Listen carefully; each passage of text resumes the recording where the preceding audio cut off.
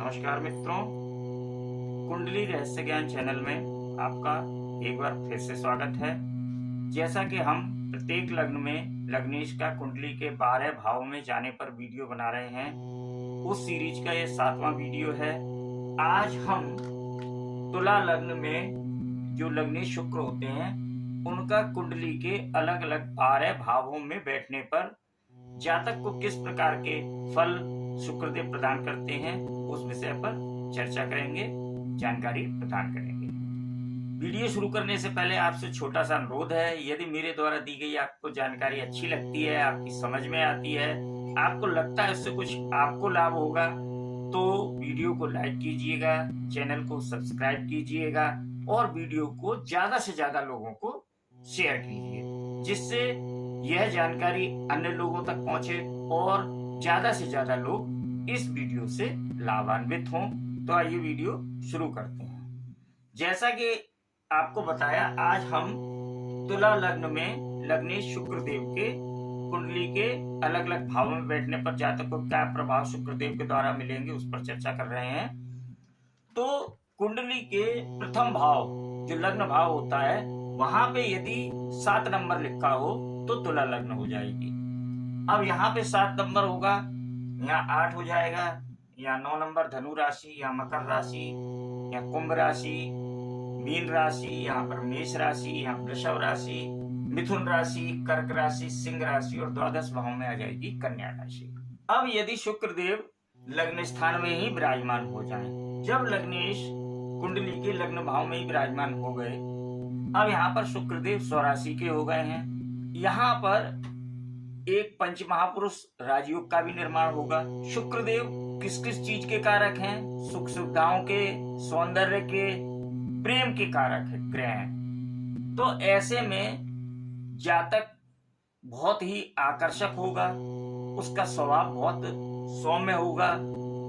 शुक्रदेव की कृपा से जातक को सभी प्रकार के सुख साधन बहुत ही ज्यादा अच्छी स्थिति में प्राप्त होंगे। उसका शरीर बहुत ही ज्यादा आकर्षक होगा, उसके चेहरे में बहुत आकर्षण होगा।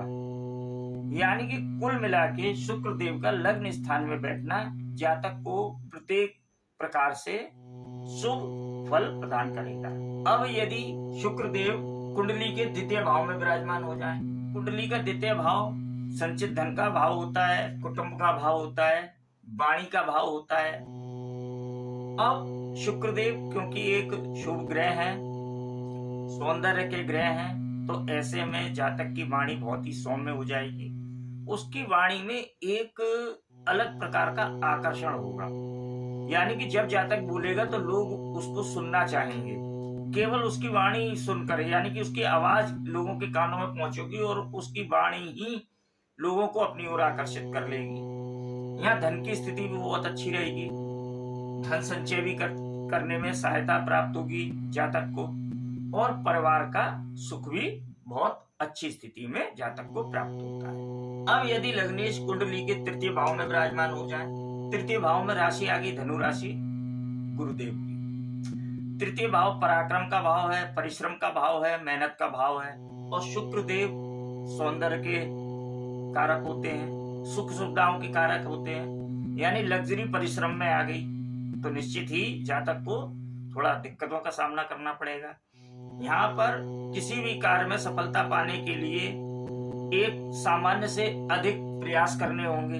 यहाँ पर छोटे भाई बहनों के लिए स्थिति अच्छी हो जाती है सुख के लिए, लेकिन जीवन में परिश्रम बढ़ जाते हैं, कार्यों में सफलता थोड़ी देरी से मिलती है, अत्यधिक मेहनत यहाँ पर जातक को करनी पड़ जाती है। दूसरी बात, जैसा कि बताया, प्रेम के ग्रह, सौंदर्य के ग्रह हैं, स्त्रीत्व ग्रह हैं, तो ऐसी स्थिति में यहाँ पे शरीर में छोटे छोटे रोग भी देखने को मिलते रहते हैं। अब बात करते हैं कुंडली के चतुर्थ भाव की। यदि लग्नेश कुंडली के चतुर्थ भाव में विराजमान हो जाए, यहाँ पर राशि आ गई मकर, और शुक्रदेव और शनिदेव आपस में मित्र हैं। शुक्रदेव सभी सुख सुविधाओं के कारक ग्रह हैं, और चतुर्थ भाव किस चीज का होता है? सुखों का भाव है, घर का, वाहन का, माता का। यानी कि यहाँ पर जातक को घर का सुख, वाहन का सुख, माता का सुख बहुत ही अच्छी स्थिति में प्राप्त होगा। यहाँ पर शुक्रदेव जातक को जो मकान होता है वह बहुत ही आकर्षक, बहुत ही सुंदर मकान यहाँ पर होता है, भव्य कहा जाए। और वाहन, ऐसे जातकों के वाहन बहुत ही लग्जरियस होते हैं, यानी कि छोटी मोटी यहाँ पर वाहन जातक को प्राप्त नहीं होता है। शुक्रदेव यहाँ पर जातक को बहुत ही लग्जरियस वाहन देते हैं। साथ ही माता से संबंध बहुत अच्छे रहेंगे। अब बात करते हैं कुंडली के पंचम भाव की।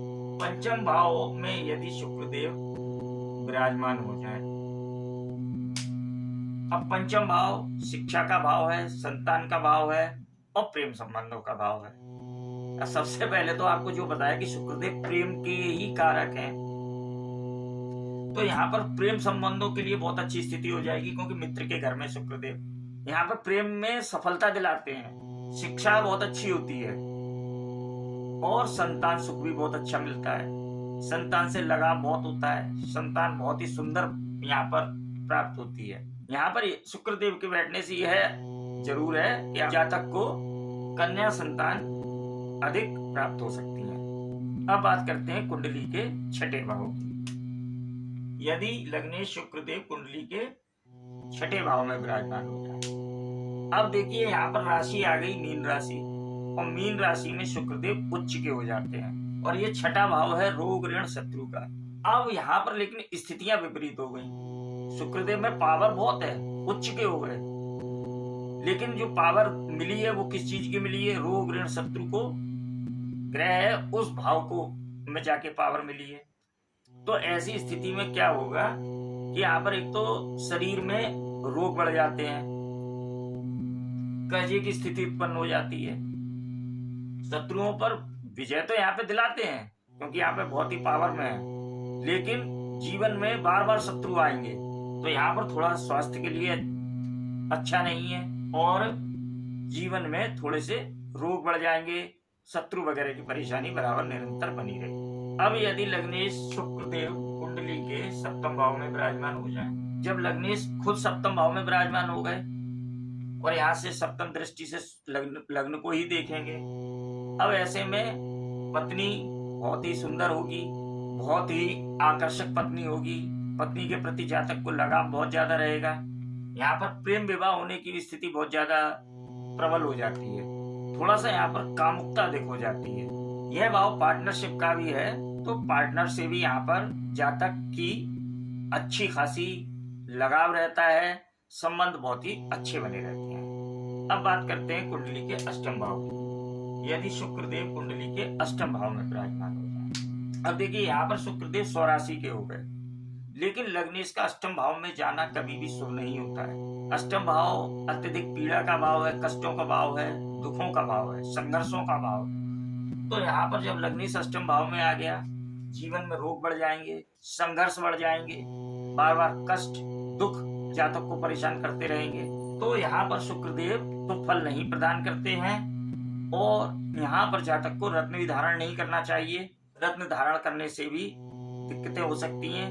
अब बात करते हैं कुंडली के नवम भाव की। यदि लग्नेश कुंडली के नवम भाव में शुक्रदेव विराजमान हो जाए, अब लग्नेश के नवम भाव में जाना अत्यधिक शुभ माना जाता है और ये मित्र की राशि में, बुधदेव की राशि मिथुन में लग्नेश आ गए हैं, भाग्यस्थान में आ गए हैं। तो ऐसे में जातक को पिता का साथ मिलता है, भाग्य का साथ मिलता है, पिता से धन की प्राप्ति होती है, जातक धार्मिक स्वभाव का होगा, धार्मिक यात्राएं करेगा, यानी कि कुल मिलाकर यहाँ पर शुक्रदेव की स्थिति जातक को बहुत ही शुभ फल प्रदान करेगी और जातक जीवन में उन्नति करेगा, अपने भाग्य का उदय करता है। कभी कभी यहाँ पर जातक को अपने पिता के व्यवसाय में या पिता द्वारा किए जा रहे कार्य को आगे बढ़ाते हुए भी देखा गया है।